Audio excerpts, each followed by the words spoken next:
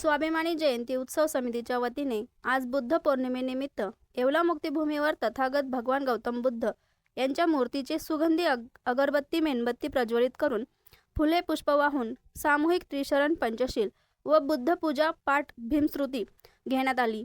त्यानंतर उपस्थित अनुयायांना समितीचे मार्गदर्शक महेंद्रभाऊ पगारे, ज्योती पगारे यांच्या हस्ते खीरदान व बुद्ध पूजा पाठाचे पुस्तक मोफत भेट म्हणून देण्यात आले।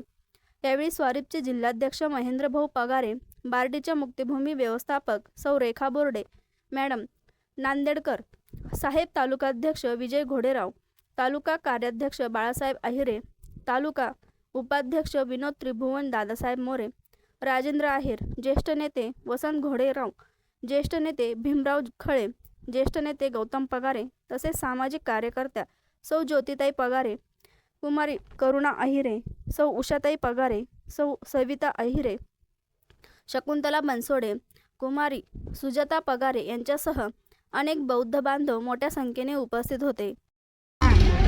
आज बुद्ध पौर्णिमा आहे। आम्ही येवल्याच्या ह्या ऐतिहासिक मुक्तिभूमीवर येऊन तथागत भगवान गौतम बुद्ध यांच्या मूर्तीसमोर त्रिशरण पंचशील आणि बुद्ध पूजा पाठ घेऊन तथागत बुद्धांना अभिवादन करून या जयंतीच्या आम्ही मनपूर्वक शुभेच्छा देत आहोत। तसेच आज कामगार दिन देखील आहे, आज महाराष्ट्र दिन देखील आहे।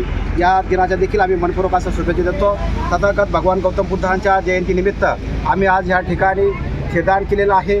तथागत भगवान गौतम बुद्ध यांच्या पूजापाठाचे जे पुस्तक आहे त्या पुस्तकाचं देखील आम्ही मोफत वितरण ह्या ठिकाणी करून बुद्धांना अभिवादन केलेलं आहे।